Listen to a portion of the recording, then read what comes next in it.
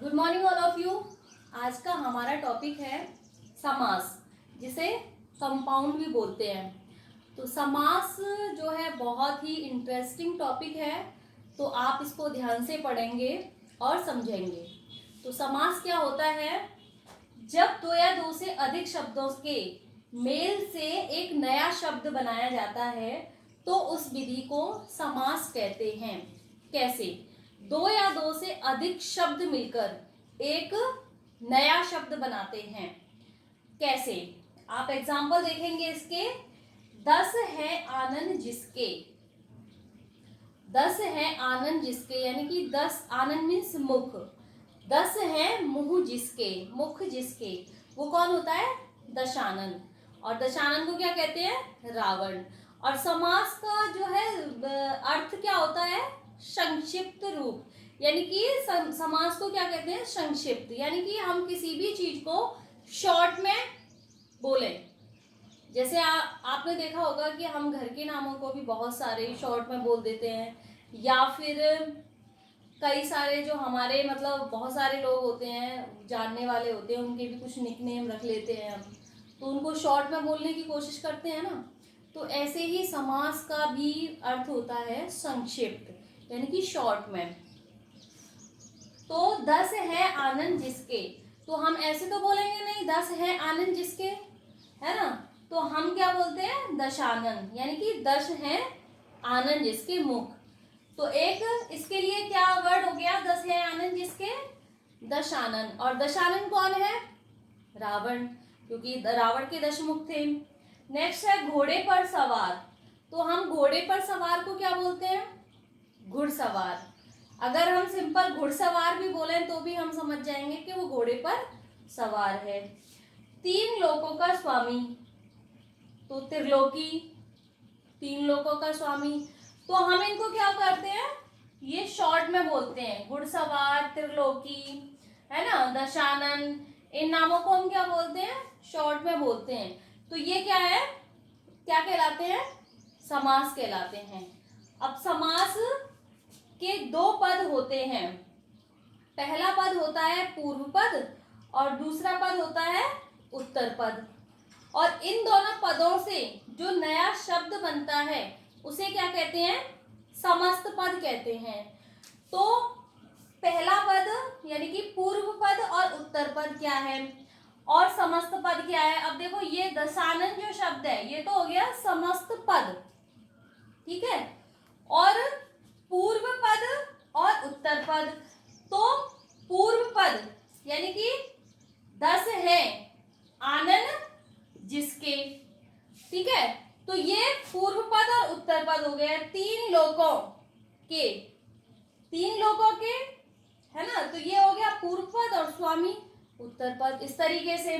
और ये जो त्रिलोकी है ये क्या है? समस्त पद हो गया। तो ये आपको समास की डेफिनेशन समझ में आई होगी कि जब 2 या 2 से अधिक शब्दों के मेल से कोई नया शब्द बनाया जाता है तो उसको क्या कहते हैं? हम समास कहते हैं। तो 2 या 2 से अधिक शब्द हमारे ये हो गए, 10 है आनंद जिसके, और इन शब्दों को जोड़ने के बाद क्या शब्द बना? दशानन। तो इसको बोलेंगे हम समस्त पद, ठीक है ना। नेक्स्ट आता है हमारा समास विग्रह। तो समास विग्रह क्या होता है? जब समस्त पद के सभी पद अलग अलग किए जाते हैं तो उस प्रक्रिया को समास विग्रह कहते हैं। यानी कि ये क्या है? समस्त पद है हमारा दशानन, और अगर हम इसको इस तरीके से तोड़ के लिखेंगे तो ये क्या हो जाता है? समास विग्रह हो जाता है। नीचे इसका एग्जाम्पल देखेंगे, जैसे सीताराम। सीताराम एक समस्त पद है और इसका विग्रह क्या होगा? सीता और राम। तो ये क्या हो जाएगा? इसका विग्रह हो जाएगा। नेक्स्ट है जैसे कि गिरिधारी।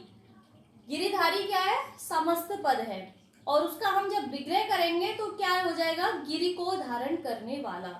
गिरि को, गिर मीन्स पर्वत, पर्वत को धारण करने वाला कौन? कृष्ण। तो गिरिधारी क्या है, समस्त पद है, और उसका विग्रह किया हमने तो वो क्या हो गया, गिरि को धारण करने वाला। ठीक है, नेक्स्ट एग्जांपल देखेंगे हम कि त्रिलोकी। तो त्रिलोकी है वो समस्त पद है, और हम उसको करेंगे 3 लोकों का स्वामी। ये क्या हो गया, समास का विग्रह हो गया। अब हम नेक्स्ट पढ़ेंगे समास के भेद। समास के भेद, समास के कितने भेद होते हैं, समास के 6 भेद होते हैं। कौन कौन से होते हैं, अव्ययी भाव समास, बहुब्रीहि समास, द्वंद्व समास, द्विगु समास, तत्पुरुष समास और कर्मधारय समास। 6 भेद होते हैं। अभी इनमें क्या होता है, कभी कभी बहुत सारे बच्चों को कंफ्यूजन होता है और याद भी नहीं हो पाते उनको, तो एक ट्रिक है मेरे पास में, इससे आप याद भी कर सकते हैं, इसको इजीली याद हो जाएंगे आपको। तो ये ट्रिक है, अब द्वंद्वी तक, इसको याद करना है आपको, इससे ये 6 समास आपको याद हो जाएंगे। क्या है, अब द्वंद्वी तक। तो आ से क्या हो गया हमारा, अव्ययी भाव समास, बा से हो गया बहुब्रीहि समास, द्व से हो गया द्वंद्व समास, द्वि से हो गया द्विगु समास, ता से तत्पुरुष समास और का से कर्मधारय समास। तो ये आपको इजीली 6 समासों के नाम याद हो जाएंगे। अब हम पढ़ते हैं नंबर 1, अव्ययी भाव समास। अव्ययी भाव समास क्या होता है, जिस समास का पूर्व पद प्रधान तथा अव्यय हो, उस समास को क्या कहते हैं, अव्ययी भाव समास कहते हैं। अब अव्यय, ये आपने नया शब्द यहाँ पे देखा होगा, अव्यय हो। अव्यय शब्द कौन से होते हैं, अव्यय शब्द वे शब्द होते हैं जो अविकारी शब्द होते हैं, यानी कि जो नो चेंजेबल वर्ड होते हैं, यानी कि चेंज नहीं होते, वो शब्द क्या कहलाते हैं, अव्यय शब्द कहलाते हैं। कैसे, इसके एग्जाम्पल देखेंगे आप। ये क्या है, हमारा समस्त पद है, और ये क्या किया है हमने, इसका विग्रह किया है। प्रतिदिन, तो प्रतिदिन, प्रतिदिन में प्रति जो शब्द है वो क्या है, अव्यय शब्द है, यानी कि ये चेंज नहीं हो सकता। प्रति एक, प्रतिदिन, है ना, प्रति उपकार, इससे कई सारे शब्द बनते हैं, लेकिन ये प्रति प्रति ही रहेगा, प्रत्यय नहीं हो सकता। ठीक है ना, तो यानी कि ये चेंज नहीं होते ये शब्द। इसका समास विग्रह होगा दिन दिन। प्रतिदिन का मतलब रोजाना, है ना। नेक्स्ट है यथाशक्ति। यथाशक्ति में जो यथा शब्द है वो क्या है आपका, अव्यय शब्द है। यथा शब्द से कई सारे शब्द बन जाते हैं, यथाशक्ति, यथा भक्ति, यथा अनुसार, है ना। तो यथा शब्द जो है वो क्या है, अव्यय शब्द है। यथा शब्द, यथाशक्ति, और इसका समास विग्रह क्या होगा, शक्ति के अनुसार। नेक्स्ट है आमरण। आमरण में जो आ शब्द है वो क्या है, वो हमारा अव्यय शब्द है। आ से भी कई सारे शब्द बन जाते हैं, आमरण, आचरण, है ना। तो इसका समास विग्रह क्या है, मरण तक। आमरण यानी कि मरण तक। नेक्स्ट है भरपेट। भरपेट में जो भर जो शब्द है वो क्या है, वो भी अव्यय शब्द है। इसका मतलब, इसका समास विग्रह होगा पेट भर के। और निडर, निडर में नी जो शब्द है वो क्या है, अव्यय शब्द है, और इसका समास विग्रह है बिना डर के। अव्ययी भाव समास में जो भी शब्द आपके इस तरीके से आते हैं, अविकारी शब्द यानी कि जो नो चेंजेबल वर्ड होते हैं, जो यानी कि उनमें चेंजिंग नहीं हो सकती, वो सब किस में आते हैं, अव्यय शब्द में आते हैं। और जिस भी सेंटेंस में या जिस भी वाक्य में, जिस भी शब्द में ये जो अव्यय शब्द लगे होते हैं वो सभी किस में आते हैं, अव्ययी भाव समास के अंतर्गत आते हैं। सेकंड नंबर है हमारा बहुब्रीहि समास। बहुब्रीहि समास क्या होता है, जब दो शब्द मिलकर किसी अन्य शब्द का निर्माण करते हैं। दो शब्द मिलकर किसी अन्य शब्द का निर्माण करते हैं, यानी कि तीसरा उसका अर्थ निकलता, अलग अर्थ निकलता है। दोनों शब्द को मिलाने पे उसका अर्थ क्या निकलता है, अलग निकलता है। तो वो क्या कहलाता है, बहुब्रीहि समास कहलाता है। और इसका एक नोट देखेंगे आप, इस समास में अधिकतर विशिष्ट व्यक्तित्व का वर्णन किया जाता है, यानी कि किसी साधारण व्यक्तित्व का वर्णन नहीं किया जाता, विशिष्ट व्यक्तित्व का वर्णन किया जाता है बहुब्रीहि समास में। कैसे, आप एग्जाम्पल देखेंगे इसके। पीतांबर, तो इसमें देखो दो शब्द मिलेंगे आपको, पीत और अंबर। पीतांबर दो शब्द मिल रहे हैं, आप डेफिनेशन देखेंगे इसकी। जब दो शब्द मिलकर किसी अन्य शब्द का निर्माण करते हैं तो पीत और अंबर मिलने पे क्या हो गया, पीतांबर। और इसका हम विग्रह करेंगे तो पीले हैं वस्त्र जिसके, कौन है, कृष्ण। यानी कि ये कौन सा शब्द है, ये तीसरा जो नए शब्द का निर्माण हो रहा है वो क्या है, ये है। सेकंड है त्रिलोचन। त्रिलोचन में देखो दो शब्द हैं, त्रि अलग है और लोचन अलग है। त्रि मीन्स तीन और लोचन मीन्स नेत्र। तीन है नेत्र जिसके, कौन, भगवान शिव। नेक्स्ट है लंबोदर, तो लंबोदर का अगर हम विग्रह करेंगे तो लंबा है उदर जिसका, लंब उदर, यानी कि लंबा है उदर जिसका, कौन, गणेश जी। गिरिधारी, तो इसमें भी दो शब्द हैं, गिरि और धारी, और इसका विग्रह करेंगे तो गिरि को धारण करने वाला, कौन, कृष्ण। ऐसे ही बहुत सारे एग्जाम्पल मिलेंगे।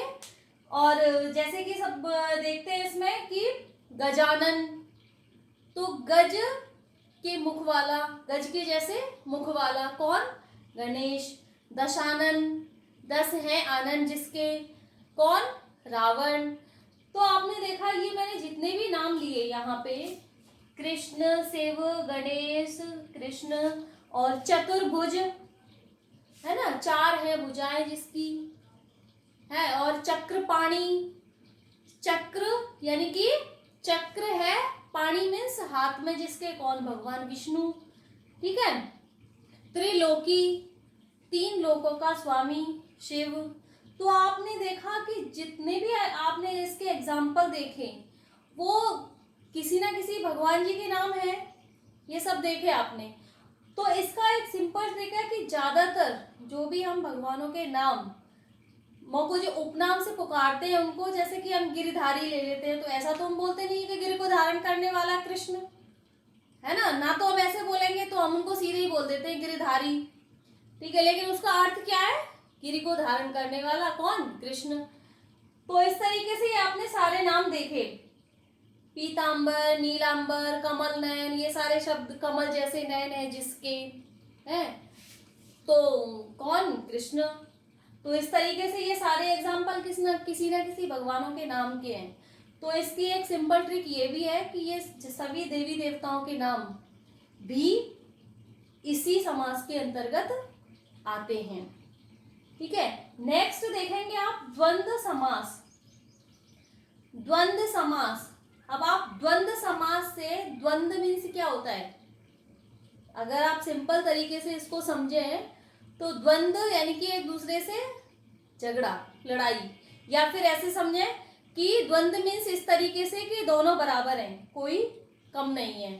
ठीक है, तो इसमें देखेंगे आप, जिस समास के दोनों पद प्रधान हो तथा और लगाने से विग्रह होता हो। जिस समास के दोनों पद प्रधान हो, यानी कि द्वंद्व मीन्स दोनों इस तरीके से, और दोनों क्या है, दोनों समान है, कोई कम नहीं है उसमें से, दोनों बराबर हैं।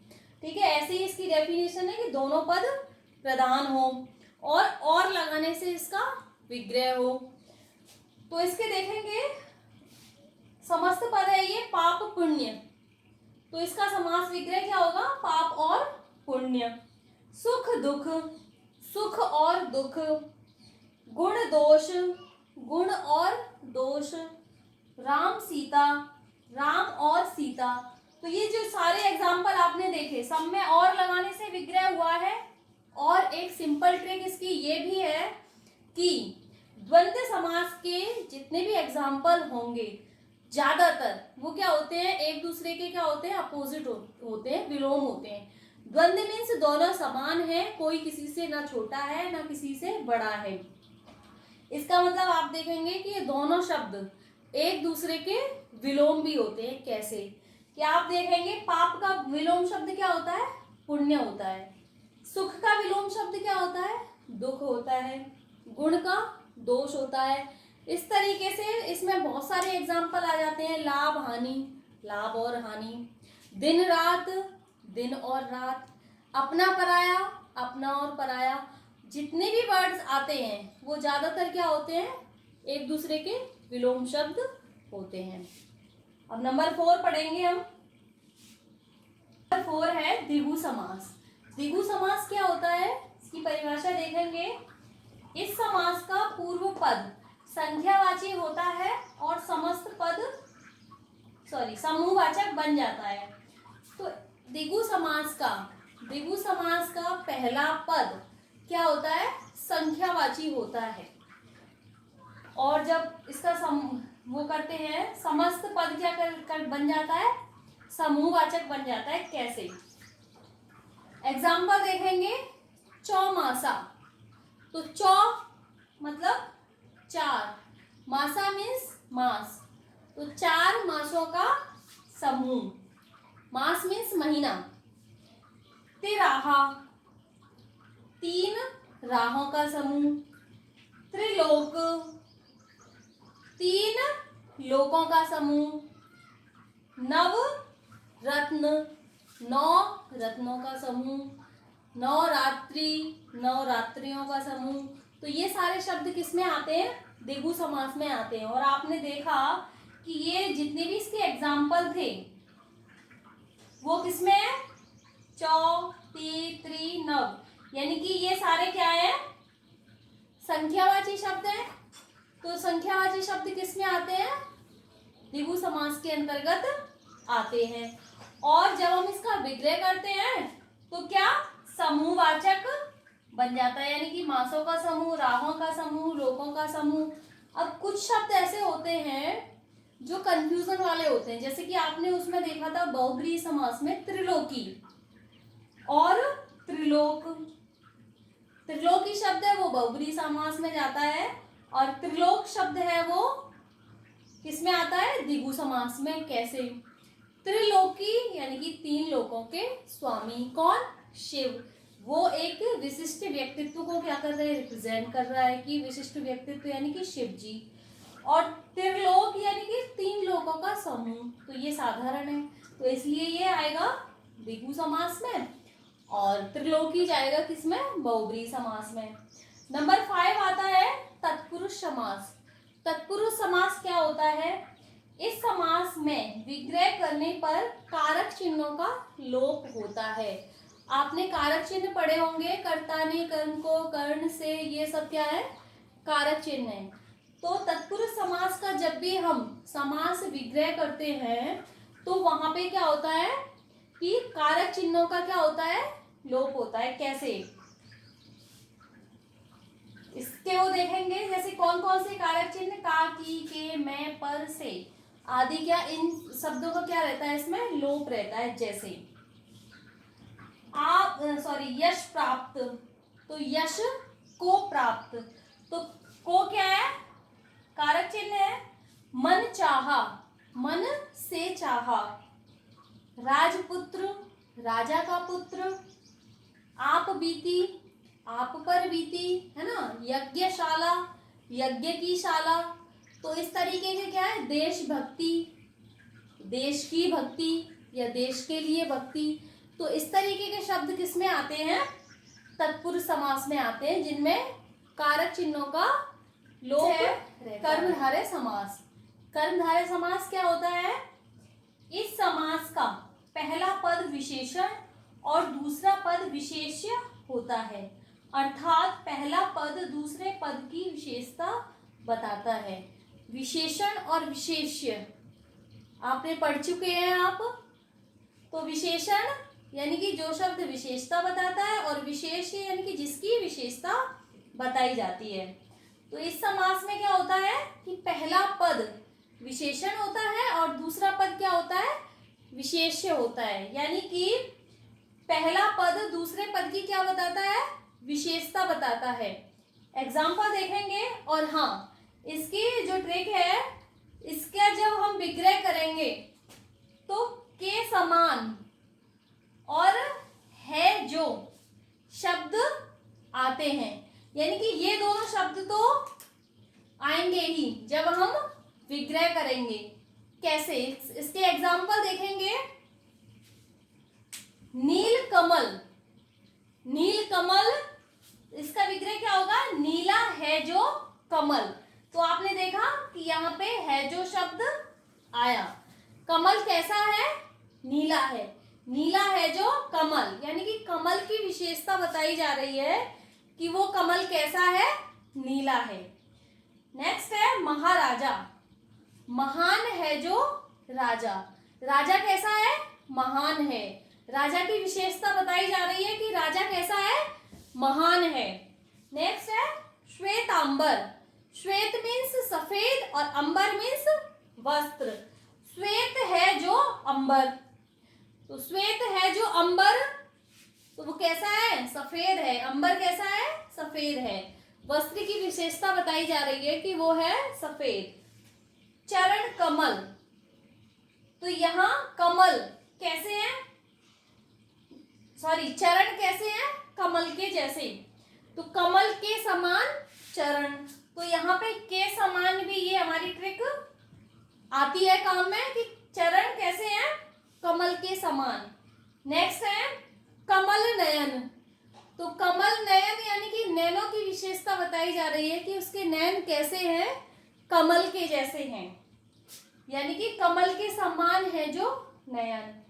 नेक्स्ट आता है नीलकंठ, नीलकंठ कि नीला है जो कंठ, कंठ कैसा है, नीला है। अब इसमें ये जो नीलकंठ शब्द है ना, ये भी कंफ्यूजन वाला है कि नीलकंठ, नीलकंठ हम शिव जी को भी बोलते हैं, नीला है कंठ जिसका। तो हम उसके विग्रह पे पता करेंगे कि हम विग्रह कैसे करते हैं। नीला है कंठ जिसका, तो नीला है कंठ जिसका कौन, शिव जी, और किसी का तो नीला कंठ है नहीं। तो वो क्या जाएगा, अगर उसके विग्रह करने में अगर एग्जाम्पल आता है नीला है कंठ जिसका, तो वो किस में जाएगा, वो बहुब्रीहि समास में जाएगा। नीला है कंठ जिसका यानी कि शिव जी, और किसी का कंठ नीला नहीं है, केवल शिव जी का कंठ नीला है। और नीलकंठ अगर ऐसे विग्रह पे आता है नीला है जो कंठ, तो नीला है जो कंठ वो किस में आएगा, आपका कर्मधारय समास में आएगा। और नीला है कंठ जिसका, तो वो जाएगा बहुब्रीहि समास में। तो नीलकंठ जो शब्द है वो भी आपका क्या है, कंफ्यूजन वाला है। लेकिन जब भी आप देखेंगे कॉम्पिटिटिव एग्जाम में जो भी क्वेश्चन आते हैं, तो उसमें ऑप्शन में एक ही होगा, या तो कर्मधारय होगा या फिर बहुब्रीहि समास होगा या फिर उसका विग्रह भी होगा। तो आपने आज समास पढ़े और आपको अच्छे से समझ में भी आए होंगे सारे समास, ठीक है।